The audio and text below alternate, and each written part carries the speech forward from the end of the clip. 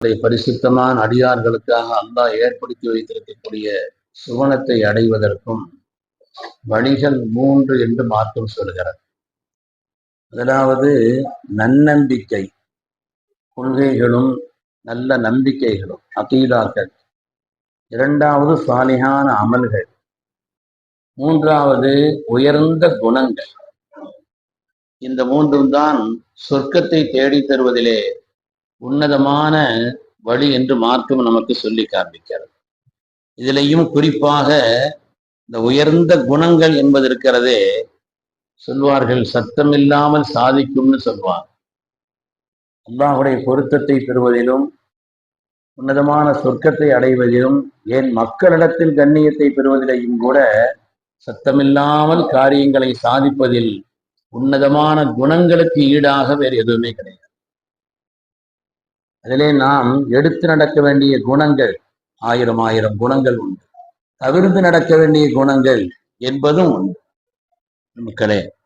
அதனாலே முதலாவது தவிர்த்து நடக்க வேண்டிய குணங்களில் முக்கியமாக நமக்கு பெருமக்கள் சொல்கிறார்கள், நாம் கைவிட வேண்டிய முக்கியமான குணம் என்னன்னு சொன்னா, தன்னை உயர்வாகவும் மற்றவர்களை தாழ்வாகவும் சாதாரணமாகவும் கருத்து. நம்ம வாழ்க்கையில எவ்வளவு நல்ல அமல்கள் செய்தாலும் சரி, நம்ம கொண்டு போய் அதல பாதாளத்துல கொண்டு விட்டுரும் இந்த எண்ணம்.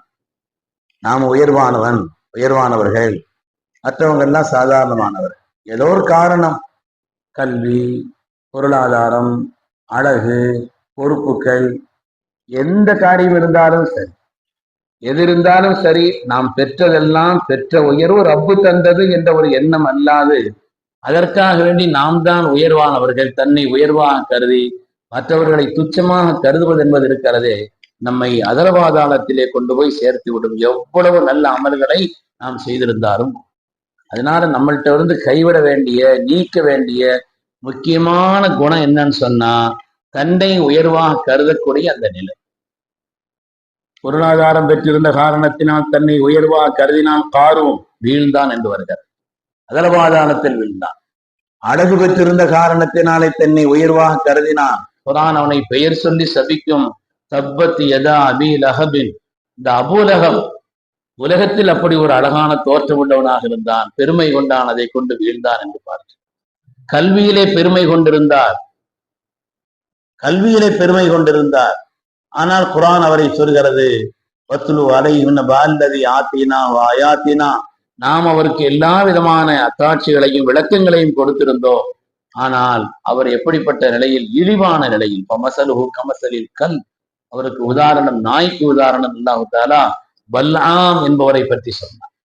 கல்வியிலே, பொருளாதாரத்திலே, அழகிலே, மக்களிலே பெருமை கொண்டான். ஏராளமான மக்கள், எனக்கு 10 ஆண் மக்கள் இருக்கிறார்கள் என்றெல்லாம் பெருமை கொண்டான்.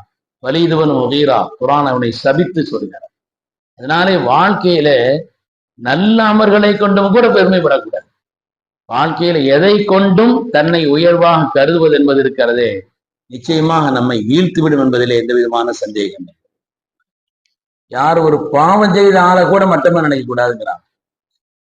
அதாவது மாயிஸ் என்று ஒரு நபித்தோழர், அவங்க ஒரு ஜினா செய்துட்டார், அதற்காக தண்டிக்கப்பட்டார். தண்டிக்கப்படும் பொழுது கல் கொண்டு எறியப்பட்டார். கல்லெறியும் பொழுது ஒரு ஆள் மாத்திரம் என்ன செய்தாருன்னா, கல்லெறிஞ்சதோட ஒரு செருப்பை தூக்கி வீசினார். யா ஹபீசல் மதீனா, மதீனாவின் அசிங்கமே, மதீனாவினுடைய எங்கள் நகரத்தினுடைய அசிங்கமேன்னு சொல்லி ஒரு செருப்பை கொண்டு வீசினார். ஸல்லல்லாஹு அலைஹி அவரை பார்த்து சொன்னாங்க, யாரை பார்த்து என்ன சொல்கிறீர்கள்? லகது தாப தௌபத்தன் லவ் குஸ்ஸிமத் பைனல் உம்மத்தி லவஸஅத்ஹா.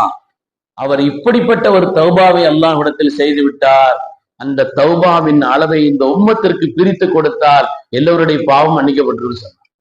அப்படி ஒரு தௌபா செய்திருக்கிறார்.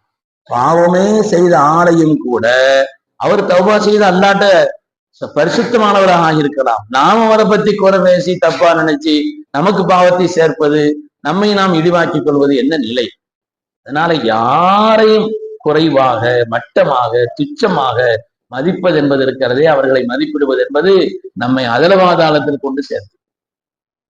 கனிமானவர்களே, சுலைமான் அலைஹிஸ்ஸலாமுடைய காலம், அந்த காலகட்டத்தில் ஒரு பெரிய இறைநேசர் இருந்தார், ரொம்ப பெரிய இறைநேசர். ஏராளமான கராமத்தில் அவருக்கு நடந்து கொண்டே இருந்தது. அவர் எங்கேயாவது நடந்து போனா காணத்து துதில்லுஹு அல் கமாம், மேகம் அவருக்கு நிழல் விடிக்கும். அவர் போற இடத்துல ஊர் அப்படி மேகம் தாழ்ந்து வந்து அவருக்கு அப்படியே கொடை பிடித்து செல்லக்கூடிய அளவிற்கு உண்டான ஒரு உயர்ந்த நிலையாவை பெற்றிருந்தார். ஒரு பாதையில போயிட்டு இருக்கும் பொழுது எதிர்த்து ஒரு துஷ்டன், ஒரு பாவி, எல்லாராலையும் ரவுடின்னு அறியப்பட்டவர் தான், அவன் எதிர்த்து வர்றான். அப்படி இவங்க நினைக்கிறாங்க, இவங்க இல்லையா நம்ம பிடிக்கணும், நம்ம கொஞ்சம் ஒதுங்கி போவோம்னு இவர் நினைக்கிறார். அவன் ஒரு பாவி, அல்லாஹ்வுடைய விரோதி, அவன் இவங்கள்ட்ட போய் நம்ம முடிக்கணுமேன்னு சொல்லிட்டு ஒதுங்குறார். அவன் என்ன நினைக்கிறான்னா, பரிசுத்தமான ஒரு மனிதர், இறைநேசர், மிக உயர்ந்த அந்தஸ்தை பெற்றவர், இவர்கள்ல நம்மையும் முடிக்கணும், நம்ம ஒதுங்கி போவோம், நம்ம ஒரு பாவியா இருக்கிறவன்னு சொல்லிட்டு அவனும் ஒதுங்குகிறார், இவரும் ஒதுங்குகிறார். ஆனா ரெண்டு பேருடைய ஒதுங்குதல்லையும் எண்ணம் வித்தியாசமானதா இருக்கு. வரலாறு சொல்கிறது, அவன் ஒதுங்கி போறான், இவரு ஒதுங்கி வர்றார். இரண்டு பேரும் ஒருவரை ஒருவர் கடந்த நேரத்திலே மேலே இவருக்கு நிழல் கொடுத்து கொண்டிருந்த அந்த மேகம் அவனுக்கு போய்விட்டது, இந்த எண்ணத்தின் காரணம். அதனால வாழ்க்கையில எந்த நிலையிலும் தன்னை உயர்வாக, மற்றவர்களை துச்சமாக மதிப்பது என்பது இருக்கிறதே, நாம் எவ்வளவு உயர்வான அமல்களை செய்திருந்தாலும் அதுவெல்லாம் நம்மை கொண்டு போய் அகலவாதானத்தில் ஆழ்த்தி நம்மை வீழ்த்தி விடும் என்பதில் எந்த விதமான சந்தேகம். எனவே குர்ஆன் ஷரீஃபிலும் சரி, ஹதீஸிலும் சரி, நல்ல குணங்களை பாராட்டி ஏராளமாக வருகிறது. தீய குணங்களை விட்டு தவிர்த்து நடக்க வேண்டும் என்றும் எச்சரிக்கை செய்யப்பட்டிருக்கிறது. உண்மையானவர்களே, அதனாலே குணங்களில் ஷைத்தான் வீழ்ந்ததும் அதனால்தான். அவன் வீழ்ந்தது அனகைரம் என்னும், நான் தான் சிறந்தவன் நினைச்சான். ஆயிரக்கணக்கான வருஷங்கள் இபாதத் செய்தவன், இந்த எண்ணம் தான் அவனை வீழ்த்தி. அதனால வாழ்க்கையில் இப்படி தன்னை உயர்வாகவும் மற்றவர்களை துச்சமாகவும் கருதக்கூடிய இந்த நிலையில் இருந்து அல்லாஹ் நம்மை பாதுகாத்திருப்பானாக. அல்லாஹ்வுடைய படைப்புகள் என்ற ஒரு நிலையிலே எல்லோரையும் உயர்ந்த ஒரு கண்ணத்தோடு பார்ப்பதற்குண்டான உயர்ந்த நசீபை அல்லாஹ் தந்திருப்பானாக. உயர்ந்த குணங்களை வாழ்க்கையில் பற்றி நடப்பதற்கும் தீய குணங்கள் அனைத்திலிருந்தும் நீங்கி வாழ்வதற்கும் அல்லாஹ் நமக்கு நசீபை தருவானாக. ஆமீன் ஆமீன் யா ரப்பல் ஆலமீன். வ ஆகிரு தஅவானா அல்ஹம்துலில்லாஹி ரப்பில் ஆலமீன்.